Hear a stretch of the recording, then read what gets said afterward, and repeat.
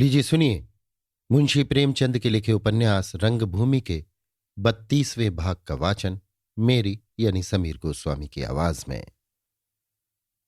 सूरदास के मुकदमे का फैसला सुनने के बाद इंद्रदत्त चले तो रास्ते में प्रभु सेवक से मुलाकात हो गई। बातें होने लगीं। इंद्रदत्त, तुम्हारा क्या विचार है? सूरदास निर्दोष है या नहीं? प्रभु सेवक, सर्वथा निर्दोष। मैं तो आज उसकी साधुता का कायल हो गया। फैसला सुनाने के वक्त तक मुझे विश्वास था कि अंधे ने जरूर इस औरत को बहकाया है, मगर उसके अंतिम शब्दों ने जादू का सा असर किया। मैं तो इस विषय पर एक कविता लिखने का विचार कर रहा हूं। इंद्रदत्त, केवल कविता लिख डालने से काम न चलेगा। राजा साहब की पीठ में धूल लगानी पड़ेगी। उन्हें यह संतोष न होने देना चाहिए कि मैंने अंधे से चक्की पिसवाई। वो समझ रहे होंगे कि अंधा रुपए कहां से लाएगा। दोनों पर 300 रुपये जुर्माना हुआ है। हमें किसी तरह जुर्माना आज ही अदा करना चाहिए। सूरदास जेल से निकले तो सारे शहर में उसका जुलूस निकालना चाहिए। इसके लिए 200 रुपये की और जरूरत होगी। कुल 500 रुपये हों तो काम चल जाए। बोलो, क्या देते हो? प्रभु सेवक, जो उचित समझो लिख लो। इंद्रदत्त, तुम 50 रुपये बिना किसी कष्ट के दे सकते हो। प्रभु सेवक, और तुमने अपने नाम कितना लिखा है? इंद्रदत्त, मेरी हैसियत 10 रुपये से अधिक देने की नहीं। रानी जाह्नवी से 100 रुपये ले लूंगा। कुंवर साहब ज्यादा नहीं तो 10 रुपये दे ही देंगे। जो कुछ कमी रह जाएगी वो दूसरों से मांग ली जाएगी। संभव है डॉक्टर गांगुली सब रुपये खुद ही दे दे, किसी से मांगना ही न पड़े। प्रभु सेवक, सूरदास के मोहल्ले वालों से भी कुछ मिल जाएगा। इंद्रदत्त, उसे सारा शहर जानता है। उसके नाम पर 2-4 हजार रुपये मिल सकते हैं, पर इस छोटी सी रकम के लिए मैं दूसरों को कष्ट नहीं देना चाहता। ये बातें करते हुए दोनों आगे बढ़े कि सहसा इंदु अपनी फिटन पर आती हुई दिखाई दी। इंद्रदत्त को देखकर रुक गई और बोली, तुम कब लौटे? मेरे यहां नहीं आए? इंद्रदत्त, आप आकाश पर हैं, मैं पाताल में हूं। क्या बातें हों? इंदु, आओ बैठ जाओ, तुमसे बहुत सी बातें करनी है। इंद्रदत्त फिटन पर जा बैठा। प्रभु सेवक ने जेब से 50 रुपये का एक नोट निकाला और चुपके से इंद्रदत्त के हाथ में रखकर क्लब को चल दिए। इंद्रदत्त, अपने दोस्तों से भी कहना। प्रभु सेवक, नहीं भाई, मैं इस काम का नहीं हूं। मुझे मांगना नहीं आता। कोई देता भी होगा तो मेरी सूरत देखकर मुट्ठी बंद कर लेगा। इंद्रदत्त इंदु से, आज तो यहां खूब तमाशा हुआ। इंदु, मुझे तो ड्रामा का सा आनंद मिला। सूरदास के विषय में तुम्हारा क्या ख्याल है? इंद्रदत्त, मुझे तो वो निष्कपट, सच्चा, सरल मनुष्य मालूम होता है। इंदु, बस बस, यही मेरा भी विचार है। मैं समझती हूं उसके साथ अन्याय हुआ। फैसला सुनाते वक्त तक मैं उसे अपराधी समझती थी, पर उसकी अपील ने मेरे विचार में काया पलट कर दी। मैं अब तक उसे मक्कार, धूर्त, रंगा हुआ सियार समझती थी। उन दिनों उसने हम लोगों को कितना बदनाम किया। तभी से मुझे उससे घृणा हो गई थी। मैं उसे मजा चखाना चाहती थी, लेकिन आज ज्ञात हुआ कि मैंने उसके चरित्र के समझने में भूल की। वो अपनी धुन का पक्का, निर्भीक, निष्प्रह, सत्यनिष्ठ आदमी है। किसी से दबना नहीं जानता। इंद्रदत्त, तो इस सहानुभूति को क्रिया के रूप में भी लाइएगा। हम लोग आपस में चंदा करके जुर्माना अदा कर देना चाहते हैं। आप भी इस सत्कार में योग देंगी? इंदु ने मुस्कुराकर कहा, मैं मौखिक सहानुभूति ही काफी समझती हूं। इंद्रदत्त, आप ऐसा कहेंगी तो मेरा यह विचार पुष्ट हो जाएगा कि हमारे रईसों में नैतिक बल नहीं रहा। हमारे राव रईस हर एक उचित और अनुचित कार्य में अधिकारियों की सहायता करते रहते हैं। इसीलिए जनता का उन पर से विश्वास उठ गया है। वो उन्हें अपना मित्र नहीं, शत्रु समझती है। मैं नहीं चाहता कि आपकी गणना भी उन्हीं रईसों में हो। कम से कम मैंने आपको अब तक उन रईसों से अलग समझा है। इंदु ने गंभीर भाव से कहा, इंद्रदत्त, मैं ऐसा क्यों कर रही हूं? इसका कारण तुम जानते हो। राजा साहब सुनेंगे तो उन्हें कितना दुख होगा। मैं उनसे छिपकर कोई काम नहीं करना चाहती। इंद्रदत्त, राजा साहब से इस विषय में अभी मुझसे बातचीत नहीं हुई, लेकिन मुझे विश्वास है कि उनके भाव भी हम ही लोगों जैसे होंगे। उन्होंने इस वक्त कानूनी फैसला किया है। सच्चा फैसला उनके हृदय ने किया होगा। कदाचित उनकी तरह न्याय पद पर बैठकर मैं भी वही फैसला करता जो उन्होंने किया है, लेकिन वो मेरे ईमान का फैसला नहीं, केवल कानून का विधान होता। मेरी उनसे घनिष्ठता नहीं है, नहीं तो उनसे भी कुछ न कुछ ले मरता। उनके लिए भागने का कोई रास्ता नहीं था। इंदु, संभव है राजा साहब के विषय में तुम्हारा अनुमान सत्य हो। मैं आज उनसे पूछूंगी। इंद्रदत्त, पूछिए, लेकिन मुझे भय है कि राजा साहब इतनी आसानी से न खुलेंगे। इंदु, तुम्हें भय है और मुझे विश्वास है, लेकिन ये जानती हूं कि हमारे मनोभाव समान दशाओं में एक से होते हैं, इसलिए आपको इंतजार के कष्ट में नहीं डालना चाहती। ये लीजिए, ये मेरी तुच्छ भेंट है। ये कहकर इंदु ने एक सावरन निकालकर इंद्रदत्त को दे दिया। इंद्रदत्त, इसे लेते हुए शंका होती है। इंदु, किस बात की? इंद्रदत्त, कि कहीं राजा साहब के विचार कुछ और ही हों। इंदु ने गर्व से सिर उठाकर कहा, इसकी कुछ परवाह नहीं। इंद्रदत्त, हां, इस वक्त आपने रानियों की सी बात कही। ये सावरन सूरदास की नैतिक विजय का स्मारक है। आपको अनेक धन्यवाद। अब मुझे आज्ञा दीजिए, अभी बहुत चक्कर लगाना है। जुर्माने के अतिरिक्त और जो कुछ मिल जाए उसे भी नहीं छोड़ना चाहता। इंद्रदत्त उतरकर जाना ही चाहते थे कि इंदु ने जेब से दूसरा सावरन निकालकर कहा, ये लो, शायद इससे तुम्हारे चक्कर में कुछ कमी हो जाए। इंद्रदत्त ने सावरन जेब में रखा और खुश खुश चले, लेकिन इंदु कुछ चिंतित सी हो गई।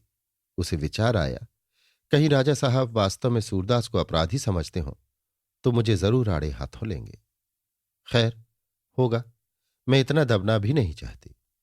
मेरा कर्तव्य है सत्कार्य में उनसे दबना। अगर कुविचार में पड़कर वो प्रजा पर अत्याचार करने लगे तो मुझे उनसे मतभेद रखने का पूरा अधिकार है। बुरे कामों में उनसे दबना मनुष्य के पद से गिर जाना है। मैं पहले मनुष्य हूं, पत्नी, माता, बहन, बेटी पीछे। इंदु इन्हीं विचारों में मग्न थी कि मिस्टर जॉन सेवक और उनकी स्त्री मिल गई। जॉन सेवक ने टोप उतारा। मिसेस सेवक बोली, हम लोग तो आप ही की तरफ जा रहे थे। इधर कई दिन से मुलाकात ना हुई थी, जी लगा हुआ था। अच्छा हुआ राह ही में मिल गई। इंदु, जी नहीं, मैं राह में नहीं मिली। ये देखिए, जाती हूं, आप जहां जाती हैं वहीं जाइए। जॉन सेवक, मैं तो हमेशा कंप्रोमाइज पसंद करता हूं। ये आगे पार्क आता है, आज बेंड भी होगा, वहीं जा बैठे। इंदु, वो कंप्रोमाइज पक्षपात रहित तो नहीं है, लेकिन खैर। पार्क में तीनों आदमी उतरे और कुर्सियों पर जा बैठे। इंदु ने पूछा, सोफिया का कोई पत्र आया था? मिसेस सेवक, मैंने तो समझ लिया कि वो मर गई। मिस्टर क्लार्क जैसा आदमी उसे न मिलेगा। जब तक यहां रही टाल मटोल करती रही, वहां जाकर विद्रोहियों से मिल बैठी। न जाने उसकी तकदीर में क्या है।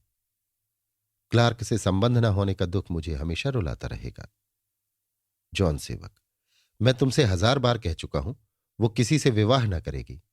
वो दाम्पत्य जीवन के लिए बनाई ही नहीं गई। वो आदर्शवादिनी है और आदर्शवादी सदैव आनंद के स्वप्न ही देखा करता है। उसे आनंद की प्राप्ति नहीं होती। अगर कभी विवाह करेगी भी तो कुंवर विनय सिंह से। मिसेस सेवक, तुम मेरे सामने कुंवर विनय सिंह का नाम न लिया करो। क्षमा कीजिएगा रानी इंदु, मुझे ऐसे बेजोड़ और अस्वाभाविक विवाह पसंद नहीं। जॉन सेवक, पर ऐसे बेजोड़ और अस्वाभाविक विवाह कभी कभी हो जाते हैं। मिसेस सेवक, मैं तुमसे कहे देती हूं, और रानी इंदु, आप गवाह रहिएगा कि सोफी की शादी कभी विनय सिंह से ना होगी। जॉन सेवक, आपका इस विषय में क्या विचार है रानी इंदु? दिल की बात कहिएगा। इंदु, मैं समझती हूं लेडी सेवक का अनुमान सत्य है। विनय को सोफी से कितना ही प्रेम हो, पर वो माताजी की इतनी उपेक्षा न करेंगे। माताजी सी दुखी स्त्री आज संसार में न होगी। ऐसा मालूम होता है उन्हें जीवन में अब कोई आशा ही नहीं रही। नित्य गुमसुम रहती हैं। अगर किसी ने भूल कर भी विनय का जिक्र छेड़ दिया तो मारे क्रोध के उनकी त्योरियां बदल जाती हैं। अपने कमरे से विनय का चित्र उतरवा डाला है। उनके कमरे का द्वार बंद करा दिया है। न कभी आप उसमें जाती हैं और न किसी को जाने देती हैं। और मिस सोफिया का नाम ले लेना तो उन्हें चुटकी काट लेने के बराबर है। पिताजी को भी स्वयंसेवकों की संस्था से अब कोई प्रेम नहीं रहा। जातीय कामों से उन्हें कुछ अरुचि हो गई है। आह, आज बहुत अच्छी साइत में घर से चली थी। वो डॉक्टर गांगुली चले आ रहे हैं। कहिए डॉक्टर साहब, शिमले से कब लौटे? गांगुली, सर्दी पड़ने लगी, अब वहां से सब कोई कूच हो गया। हम तो अभी आपकी माताजी के पास गया था। कुंवर विनय सिंह के हाल पर उनको बड़ा दुख है। जॉन सेवक, अब की तो आपने काउंसिल में धूम मचा दी। गांगुली, हां, अगर वहां भाषण करना, प्रश्न करना, बहस करना काम है तो आप हमारा जितना बड़ाई करना चाहता है करें, पर मैं उसे काम नहीं समझता। ये तो पानी चारना है। काम उसको कहना चाहिए जिससे देश और जाति का कुछ उपकार हो। ऐसा तो हमने कोई काम नहीं किया। हमारा तो अब वहां मन नहीं लगता। पहले तो सब आदमी एक नहीं होता, और कभी हो भी गया तो गवर्नमेंट हमारा प्रस्ताव खारिज कर देता है। हमारा मेहनत खराब हो जाता है। ये तो लड़कों का खेल है। हमको नए कानून से बड़ी आशा थी, पर 3-4 साल उसका अनुभव करके देख लिया कि इससे कुछ नहीं होता। हम जहां तब था वहीं अब भी है। मिलिट्री का खर्च बढ़ता जाता है। उस पर कोई शंका करे तो सरकार बोलता है आपको ऐसा बात नहीं कहना चाहिए। बजट बनाने लगता है तो हर एक आइटम में 2-4 लाख ज्यादा लिख देता है। हम काउंसिल में अब जोर देता है तो हमारा बात रखने के लिए वही फालतू रुपया निकाल देता है। मेंबर खुशी के मारे फूल जाता है। हम जीत गया, हम जीत गया। पूछो तुम क्या जीत गया? तुम्हारे पास जीतने का साधन ही नहीं है। तुम कैसे जीत सकता है? कभी हमारे बहुत जोर देने पर किफायत किया जाता है तो हमारे ही भाइयों का नुकसान होता है। जैसे अब की हमने पुलिस विभाग में 5 लाख काट दिया, मगर ये कभी बड़े बड़े हाकिमों के भत्ते या तलब में नहीं किया गया। बेचारा चौकीदार, कांस्टेबल, थानेदार का तलब घटावेगा, जगह तोड़ेगा। इससे अब किफायत का बात करते हुए भी डर लगता है कि इससे हमारे ही भाइयों का गर्दन कटता है। सारा काउंसिल जोर देता रहा कि बंगाल की बाढ़ के सताए हुए आदमियों के सहायतार्थ 20 लाख मंजूर किया जाए। सारा काउंसिल कहता रहा कि मिस्टर क्लार्क का उदयपुर से बदली कर दिया जाए, पर सरकार ने मंजूर नहीं किया। काउंसिल कुछ नहीं कर सकता, एक पत्ती तक नहीं तोड़ सकता। जो आदमी काउंसिल को बना सकता है वही उसको बिगाड़ भी सकता है। भगवान जलाता है तो भगवान ही मारता है। काउंसिल को सरकार बनाता है और वो सरकार की मुट्ठी में है। अब जाति द्वारा काउंसिल बनेगा तब उससे देश का कल्याण होगा, ये सब जानता है। पर कुछ न करने से कुछ करते रहना अच्छा है। मरना भी मरना है और खाट पर पड़े रहना भी मरना है। लेकिन एक अवस्था में कोई आशा नहीं रहता, दूसरी अवस्था में कुछ आशा रहता है। बस इतना ही अंतर है और कुछ नहीं। इंदु ने छेड़कर पूछा, जब आप जानते हैं कि वहां जाना व्यर्थ है तो क्यों जाते हैं? क्या आप बाहर रहकर कुछ नहीं कर सकते? गांगुली हंसकर, वही तो बात है इंदु रानी। हम खाट पर पड़ा है, हिल नहीं सकता, बात नहीं कर सकता, खा नहीं सकता। लेकिन बाबा, यमराज को देखकर हम तो उठ भागेगा, रोएगा कि महाराज कुछ दिन और रहने दो। हमारा जिंदगी काउंसिल में गुजर गया, अब हमको कोई दूसरा रास्ता नहीं दिखाई देता। इंदु, मैं तो ऐसी जिंदगी से मर जाना बेहतर समझू। कम से कम ये तो आशा होगी कि कदाचित आने वाला जीवन इससे अच्छा हो। गांगुली हंसकर, हमको कोई कह दे कि मरकर तुम फिर इसी देश में आएगा और फिर काउंसिल में जा सकेगा तो हम यमराज से बोलेगा बाबा जल्दी कर, पर ऐसा तो कहता नहीं। जॉन सेवक, मेरा विचार है कि नए चुनाव में व्यापार भवन की ओर से खड़ा हो जाऊं। गांगुली, आप किस दल में रहेगा? जॉन सेवक, मेरा कोई दल ना है और ना होगा। मैं इसी विचार और उद्देश्य से जाऊंगा कि स्वदेशी व्यापार की रक्षा कर सकूं। मैं प्रयत्न करूंगा कि विदेशी वस्तुओं पर बड़ी कठोरता से कर लगाया जाए। इस नीति का पालन किए बिना हमारा व्यापार कभी सफल न होगा। गांगुली, इंग्लैंड को क्या करेगा? जॉन सेवक, उसके साथ भी अन्य देशों का सा व्यवहार होना चाहिए। मैं इंग्लैंड की व्यवसायिक दासता का घोर विरोधी हूं। गांगुली घड़ी देखकर, बहुत अच्छी बात है आप खड़ा हो। अभी हमको यहां से अकेले जाना पड़ता है, तब 2 आदमी साथ साथ जाएगा। अच्छा, अब जाता है, कई आदमियों से मिलना है। डॉक्टर गांगुली के बाद जॉन सेवक ने भी घर की राह ली। इंदु मकान पर पहुंची तो राजा साहब बोले, तुम कहाँ रह गई? इंदु, रास्ते में डॉक्टर गांगुली और मिस्टर जॉन सेवक मिल गए। बातें होने लगी। महेंद्र, गांगुली के साथ क्यों न लाई? इंदु, जल्दी में थे। आज तो इस संधि ने कमाल कर दिया। महेंद्र, एक ही धूर्त है, जो उसके स्वभाव से परिचित न होगा जरूर धोखे में आ गया होगा। अपनी निर्दोषिता सिद्ध करने के लिए इससे उत्तम और कोई ढंग ध्यान ही में नहीं आ सकता। इसे चमत्कार कहना चाहिए। मानना पड़ेगा कि उसे मानव चरित्र का पूरा ज्ञान है। निरक्षर होकर भी आज उसने कितने ही शिक्षित और विचारशील आदमियों को अपना भक्त बना लिया। यहां लोग उसका जुर्माना अदा करने के लिए चंदा जमा कर रहे हैं। सुना है जुलूस भी निकालना चाहते हैं। पर मेरा दृढ़ विश्वास है कि उसने उस औरत को बहकाया, और मुझे अफसोस है कि और कड़ी सजा क्यों ना दी। इंदु, तो आपने चंदा भी ना दिया होगा? महेंद्र, कभी कभी तुम बेसिर पैर की बातें करने लगती हो। चंदा कैसे देता? अपने मुंह में आप ही थप्पड़ मारता। इंदु, लेकिन मैंने तो दे दिया है। महेंद्र, अगर तुमने दे दिया है तो बुरा किया है। इंदु, मुझे ये क्या मालूम था कि। महेंद्र, व्यर्थ बातें न बनाओ। अपना नाम गुप्त रखने को तो कह दिया है। इंदु, नहीं, मैंने कुछ नहीं कहा। महेंद्र, तो तुमसे ज्यादा बेसमझ आदमी संसार में न होगा। तुमने इंद्रदत्त को रुपए दिए होंगे। इंद्रदत्त यों बहुत विनयशील और सहृदय युवक है, और मैं उसका दिल से आदर करता हूं। लेकिन इस अवसर पर वो दूसरों से चंदा वसूल करने के लिए तुम्हारा नाम उछालता फिरेगा। जरा दिल में सोचो, लोग क्या समझेंगे? शोक है, अगर इस वक्त मैं दीवार से सिर नहीं टकरा लेता तो समझ लो कि बड़ी धैर्य से काम ले रहा हूं। तुम्हारे हाथों मुझे सदैव अपमान ही मिला, और तुम्हारा ये कार्य तो मेरे मुख पर कालिमा का वो चिन्ह है जो कभी मिट नहीं सकता। ये कहकर महेंद्र कुमार निराश होकर आराम कुर्सी पर लेट गए और छत की ओर ताकने लगे। उन्होंने दीवार से सिर न टकराने में चाहे असीम धैर्य से काम लिया या ना लिया हो, पर इंदु ने अपने मनोभावों को दबाने में असीम धैर्य से जरूर काम लिया। जी में आता था कि कह दूं, मैं आपकी गुलाम नहीं हूं। मुझे ये बात संभव ही नहीं मालूम होती कि कोई ऐसा प्राणी भी हो सकता है जिस पर ऐसी करुण अपील का कुछ असर ही न हो। मगर भय हुआ कि कहीं बात बढ़ न जाए। उसने चाहा कि कमरे से चली जाऊं और निर्दय प्रारब्ध को, जिसने मेरी शांति में विघ्न डालने का ठेका सा ले लिया है, पैरों तले कुचल डालूं और दिखा दूं कि धैर्य और सहनशीलता से प्रारब्ध के कठोरतम आघातों का प्रतिकार किया जा सकता है। किंतु ज्यों ही वो द्वार की तरफ चली कि महेंद्र कुमार फिर तनकर बैठ गए और बोले, जाती कहाँ हो? क्या मेरी सूरत से भी घृणा हो गई?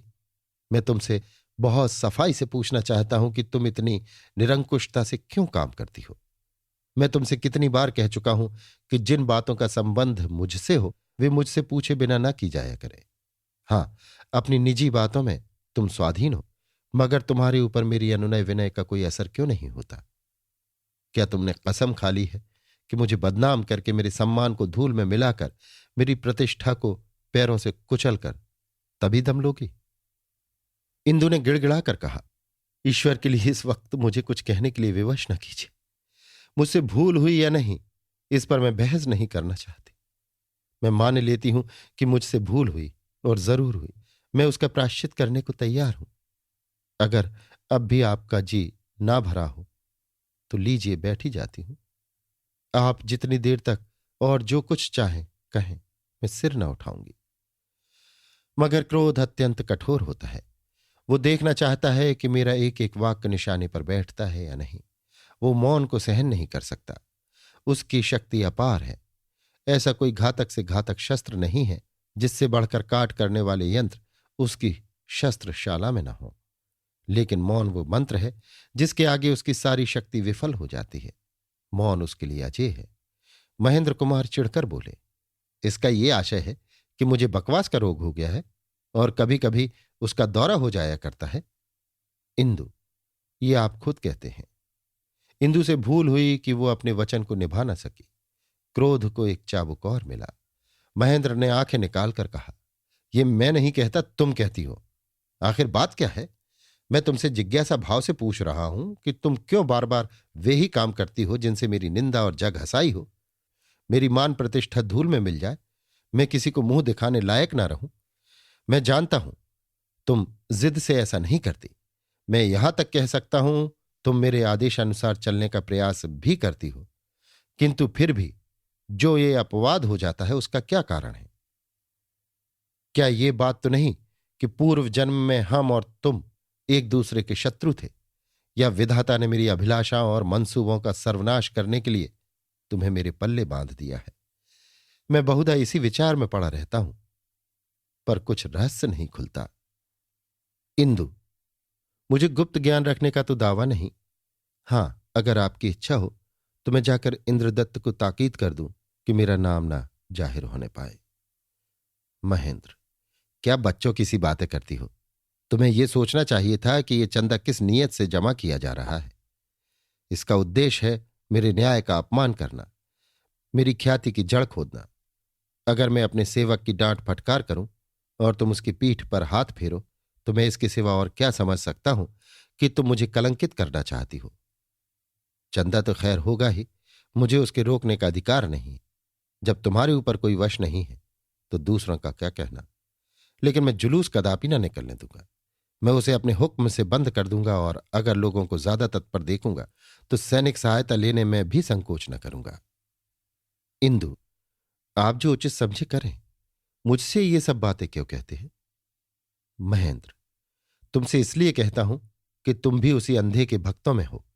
कौन कह सकता है कि तुमने उससे दीक्षा लेने का निश्चय नहीं किया है? आखिर रैदास भगत के चेले ऊंची जातों में भी तो हैं। इंदु, मैं दीक्षा को मुक्ति का साधन नहीं समझती और शायद कभी दीक्षा न लूंगी। मगर हां, आप चाहे जितना बुरा समझें, दुर्भाग्यवश मुझे ये पूरा विश्वास हो गया है कि सूरदास निरपराध है। अगर यही उसकी भक्ति है तो मैं अवश्य उसकी भक्त हूं। महेंद्र, तुम कल जुलूस में तो न जाओगी? इंदु, जाना तो चाहती थी, पर अब आपकी खातिर से न जाऊंगी। अपने सिर पर नंगी तलवार लटकते नहीं देख सकती। महेंद्र, अच्छी बात है, इसके लिए तुम्हें अनेक धन्यवाद। इंदु अपने कमरे में आकर लेट गई। उसका चित्त बहुत खिन्न हो रहा था। वो देर तक राजा साहब की बातों पर विचार करती रही, फिर आप बोली, भगवान, ये जीवन असह्य हो गया है। या तो तुम इनके हृदय को उदार कर दो, या मुझे संसार से उठा लो। इंद्रदत्त इस वक्त न जाने कहां होगा।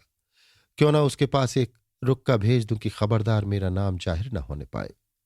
मैंने इनसे नाहक कह दिया कि चंदा दिया, क्या जानती थी कि ये गुल खिलेगा। उसने तुरंत घंटी बजाई। नौकर अंदर आकर खड़ा हो गया। इंदु ने रुक्का लिखा, प्रिय इंद्र, मेरे चंदे को किसी पर जाहिर मत करना, नहीं तो मुझे बड़ा दुख होगा। मुझे बहुत विवश होकर ये शब्द लिखने पड़े हैं। फिर रुक्के को नौकर को देकर बोली, इंद्रदत्त बाबू का मकान जानता है? नौकर, हो ही तो कहूं शहरई में ना, पूछ ले अब। इंदु, शहर में तो शायद उम्र भर उनके घर का पता न लगे। नौकर, आप चिट्ठी तो दें, पता तो हम लगाओ, लगी ना का कही। इंदु, तांगा ले लेना, काम जल्दी का है। नौकर, हमारा गोड़ तांगा से कम थोड़े है, का हम कौनू तांगा ससुर से कम चलत है। इंदु, बाजार चौक से होते हुए मेरे घर तक जाना, 20 बिस्वे वो तुम्हें मेरे घर ही पर मिलेंगे। इंद्रदत्त को देखा है, पहचानता है ना? नौकर, जैका एक बेर देख लई, ओका जन्म भर न भूली। इंदर बाबू का तो सैकड़न बेर देखा है। इंदु, किसी को ये खत मत दिखाना। नौकर, को देखी कसस, पहले ओ की आंखें ना फोड़ी डारब। इंदु ने रुक्का दिया, नौकर लेकर चला गया। तब वो फिर लेट गई और वे ही बातें सोचने लगी। मेरा ये अपमान इन्हीं के कारण हो रहा है। इंद्र अपने दिल में क्या सोचेगा? यही ना कि राजा साहब ने इसे डांटा होगा। मानो मैं लौंडी हूं, जब चाहते हैं डांट बता देते हैं। मुझे कोई काम करने की स्वाधीनता नहीं है, उन्हें अख्तियार है, जो चाहे करें। मैं उनके इशारों पर चलने के लिए मजबूर हूं। कितनी अधोगति है। ये सोचते ही वो तेजी से उठी और घंटी बजाई। लौंडी आकर खड़ी हो गई। इंदु बोली, देख, भीखा चला तो नहीं गया। मैंने उसे एक रुक्का दिया है, जाकर उससे वो रुक्का मांग ला। अब ना भेजूंगी। चला गया हो तो किसी को साइकिल पर दौड़ा देना, चौक की तरफ मिल जाएगा। लौंडी चली गई और जरा देर में भीखा को लिए हुए आ पहुंची। भीखा बोला, जो छिन भर और न जात तो हम घर में न मिलित। इंदु, काम तो तुमने जुर्माने का किया है कि इतना जरूरी खत और अभी तक घर में पड़े रहे, लेकिन इस वक्त यही अच्छा हुआ। अब रुक्का न जाएगा, मुझे दो। उसने रुक्का लेकर फाड़ डाला। तब आज का समाचार पत्र खोलकर देखने लगी। पहला ही शीर्षक था, शास्त्री जी की महत्वपूर्ण वक्तृता। इंदु ने पत्र को नीचे डाल दिया। ये महाशय तो शैतान से ज्यादा प्रसिद्ध हो गए, जहां देखो वहीं शास्त्री। ऐसे मनुष्य की योग्यता की चाहे जितनी प्रशंसा की जाए, पर उसका सम्मान नहीं किया जा सकता। शास्त्री जी का नाम आते ही मुझे इनकी याद आ जाती है। जो आदमी जरा जरा से मतभेद पर सिर हो जाए, दाल में जरा सा नमक ज्यादा हो जाने पर स्त्री को घर से निकाल दे, जिसे दूसरों के मनोभावों का जरा भी लिहाज ना हो, जिसे जरा भी चिंता ना हो कि मेरी बातों से किसी के दिल पर क्या असर होगा, वो भी कोई आदमी है। हो सकता है कि कल को कहने लगे, अपने पिता से मिलने मत जाओ, मानो मैं इनके हाथों बिक गई। दूसरे दिन प्रातःकाल उसने गाड़ी तैयार कराई और दुशाला ओढ़कर घर से निकली। महेंद्र कुमार बाग में टहल रहे थे। ये उनका नित्य का नियम था। इंदु को जाते देखा तो पूछा, इतने सवेरे कहाँ? इंदु ने दूसरी ओर ताकते हुए कहा, जाती हूं आपकी आज्ञा का पालन करने। इंद्रदत्त से रुपए वापस लूंगी। महेंद्र, इंदु सच कहता हूं, तुम मुझे पागल बना दोगी। इंदु, आप मुझे कठपुतलियों की तरह नचाना चाहते हैं, कभी इधर कभी उधर। सहसा इंद्रदत्त सामने से आते हुए दिखाई दिए। इंदु उनकी ओर लपक कर चली, मानो अभिवादन करने जा रही है, और फाटक पर पहुंचकर बोली, इंद्रदत्त, सच कहना, तुमने किसी से मेरे चंदे की चर्चा तो नहीं की? इंद्रदत्त सिटपिटा सा गया, जैसे कोई आदमी दुकानदार को पैसे की जगह रुपया दे आए। बोला, आपने मुझे मना तो नहीं किया था? इंदु, तुम झूठे हो, मैंने मना किया था। इंद्रदत्त, इंदु रानी, मुझे खूब याद है कि आपने मना नहीं किया था। हां, मुझे स्वयं बुद्धि से काम लेना चाहिए था, इतनी भूल जरूर मेरी है। इंदु धीरे से, तुम महेंद्र से इतना कह सकते हो कि मैंने इनकी चर्चा किसी से नहीं की? मुझ पर तुम्हारी बड़ी कृपा होगी, बड़े नैतिक संकट में पड़ी हुई हो। ये कहते कहते इंदु की आंखें डबडबा आईं। इंद्रदत्त वातावरण ताड़ गया। बोला, हां, कह दूंगा आपकी खातिर से। एक क्षण में इंद्रदत्त राजा के पास जा पहुंचा। इंदु घर में चली गई। महेंद्र कुमार ने कहा, कहिए महाशय, इस वक्त कैसे कष्ट किया? इंद्रदत्त, मुझे तो कष्ट नहीं हुआ, आपको कष्ट देने आया हूं।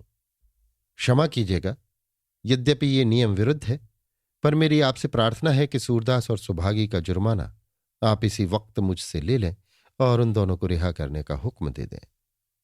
कचहरी अभी देर में खुलेगी, मैं इसे आपकी विशेष कृपा समझूंगा। महेंद्र कुमार, हां, नियम विरुद्ध तो है, लेकिन तुम्हारा लिहाज करना पड़ता है। रुपए मुनीम को दे दो, मैं रिहाई का हुक्म लिखी देता हूं। कितने रुपए जमा किए? इंद्रदत्त, बस शाम को चुने हुए सज्जनों के पास गया था, कोई 500 रुपए हो गए। महेंद्र कुमार, तब तो तुम इस कला में निपुण हो, इंदु रानी का नाम देखकर ना देने वालों ने भी दिए होंगे। इंद्रदत्त, मैं इंदु रानी के नाम का इससे ज्यादा आदर करता हूं।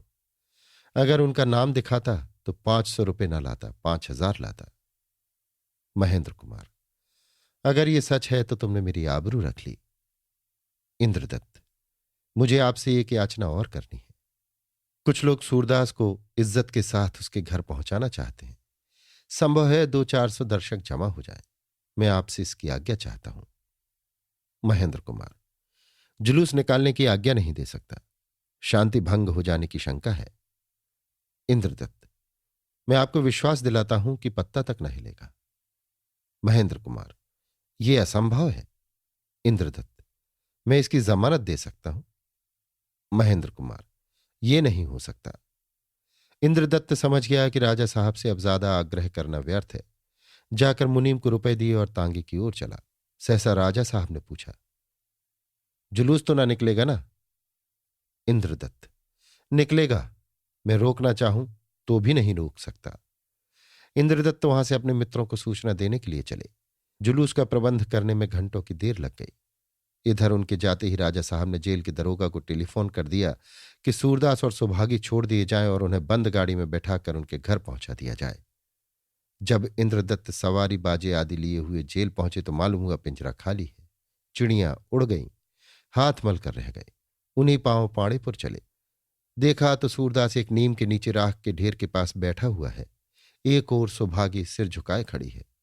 इंद्रदत्त को देखते ही जगधर और अन्य कई आदमी इधर उधर से आकर जमा हो गए। इंद्रदत्त: सूरदास, तुमने तो बड़ी जल्दी की। वहां लोग तुम्हारा जुलूस निकालने की तैयारियां किए हुए थे। राजा साहब ने बाजी मार ली। अब बतलाओ, वे रुपए क्या हो जो जुलूस के खर्च के लिए जमा किए गए थे? सूरदास: अच्छा ही हुआ कि मैं यहां चुपके से आ गया, नहीं तो शहर भर में घूमना पड़ता। जुलूस बड़े बड़े आदमियों का निकलता है कि अंधे भिखारियों का? आप लोगों ने जरीमाना देकर छुड़ा दिया, यही कौन कम धर्म किया। इंद्रदत्त: अच्छा बताओ, ये रुपए क्या किए जाए? तुम्हें दे दूं? सूरदास: कितने रुपए होंगे? इंद्रदत्त: कोई 300 होंगे। सूरदास: बहुत हैं, इतने में भैरों की दुकान मजे में बन जाएगी। जगधर को बुरा लगा, बोला, पहले अपनी झोपड़ी की तो फिक्र करो। सूरदास: मैं इसी पेड़ के नीचे पड़ रहा करूंगा या पंडा जी के दालान में। जगधर: जिसकी दुकान जली है वो बनवाएगा, तुम्हें क्या चिंता है? सूरदास: जली तो है मेरे ही कारण। जगधर: तुम्हारा घर भी तो जला है। सूरदास: यह भी बनेगा, लेकिन पीछे से। दुकान न बनी तो भैरों को कितना घाटा होगा। मेरी भीख तो एक दिन भी बंद न होगी। जगधर: बहुत सराहने से भी आदमी का मन बिगड़ जाता है। तुम्हारी भलमनसी का लोग बखान करने लगे तो अब तुम सोचते होगे कि ऐसा काम करूं जिसमें और बड़ाई हो। इस तरह दूसरों की ताली पर नाचना ना चाहिए। इंद्रदत्त: सूरदास, तुम इन लोगों को बकने दो। तुम ज्ञानी हो, ज्ञान पक्ष को मत छोड़ो। ये रुपए तुम्हारे पास रखे जाता हूं, जो इच्छा हो करना। इंद्रदत्त चला गया तो सुभागी ने सूरदास से कहा, उसकी दुकान बनवाने का नाम ना लेना। सूरदास: मेरे घर से पहले उसकी दुकान बनेगी। ये बदनामी सिर पर कौन ले कि सूरदास ने भैरों का घर जलवा दिया। मेरे मन में ये बात समा गई है कि हम ही में से किसी ने उसकी दुकान जलाई। सुभागी: उससे तुम कितना ही दबो, पर वो तुम्हारा दुश्मन ही बना रहेगा।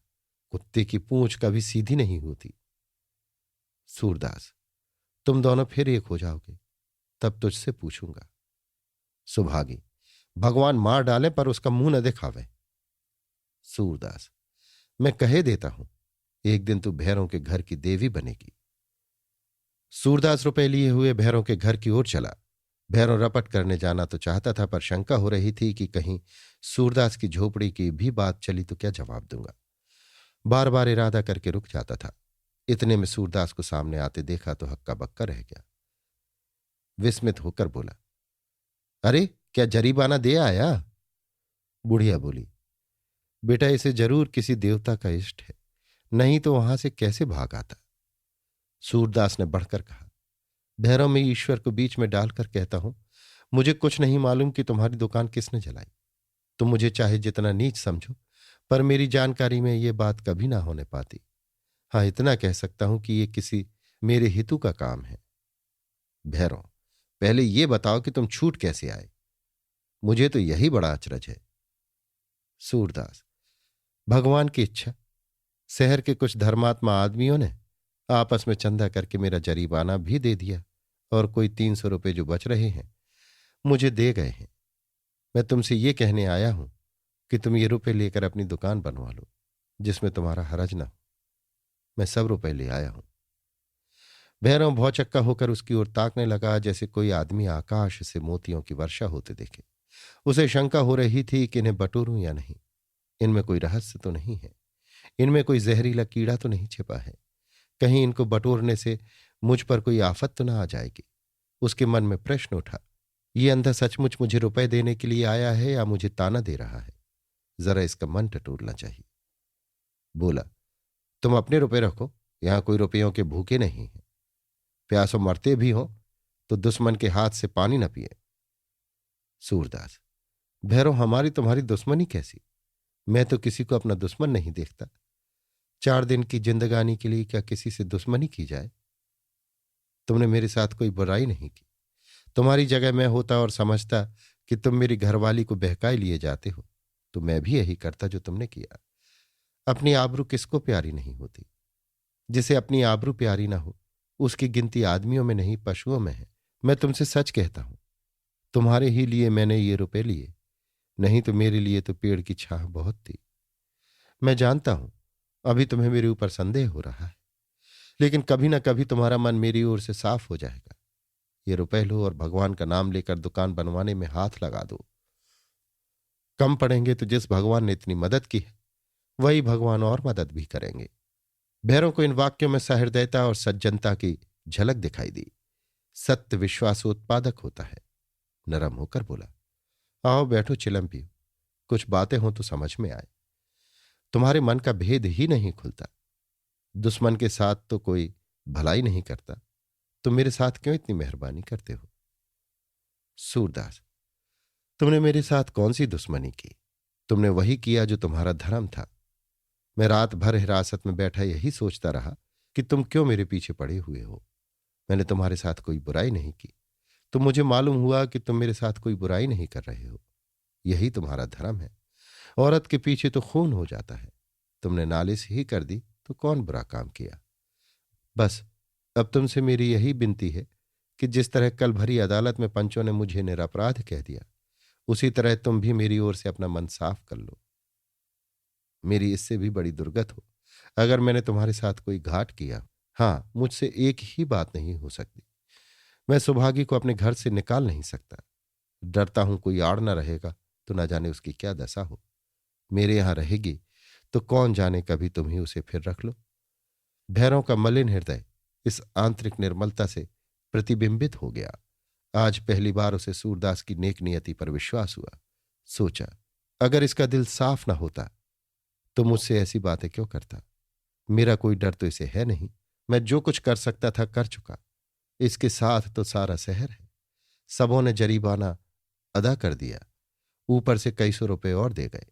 मोहल्ले में भी इसकी धाक फिर बैठ गई। चाहे तो बात की बात में मुझे बिगाड़ सकता है।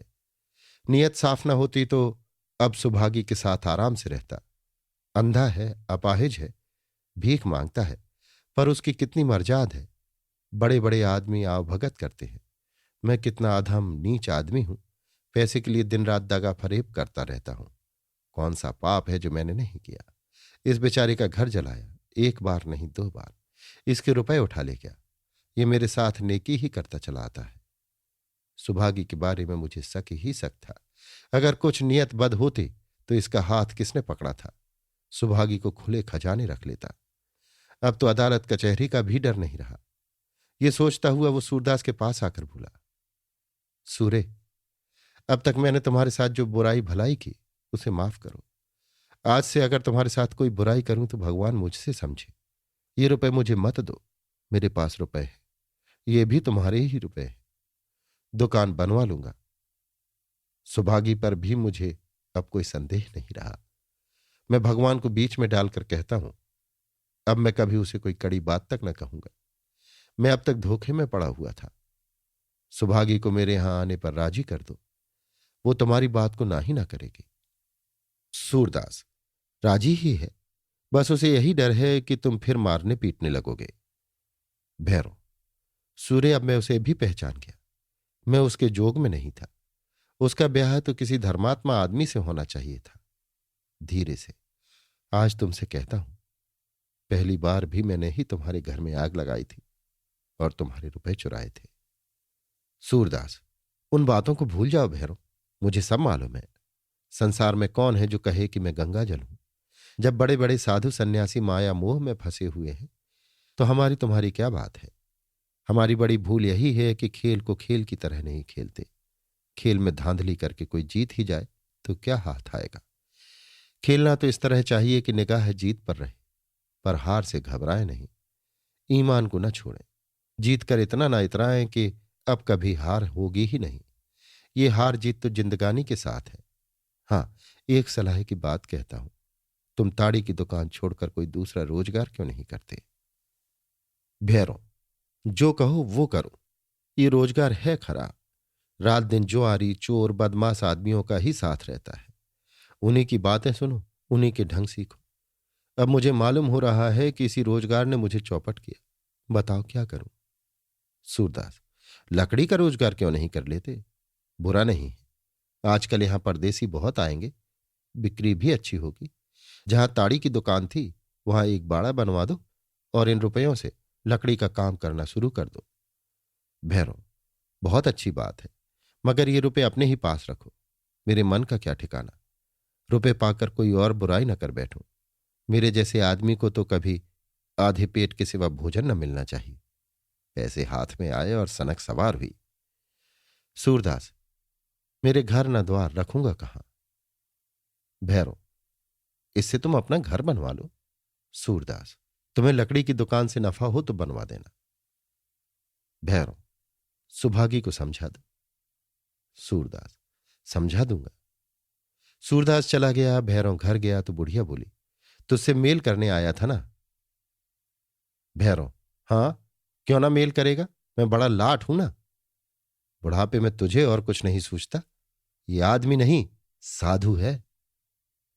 अभी आप सुन रहे थे मुंशी प्रेमचंद के लिखे उपन्यास रंगभूमि के 32वें भाग का वाचन मेरी यानी समीर गोस्वामी की आवाज में।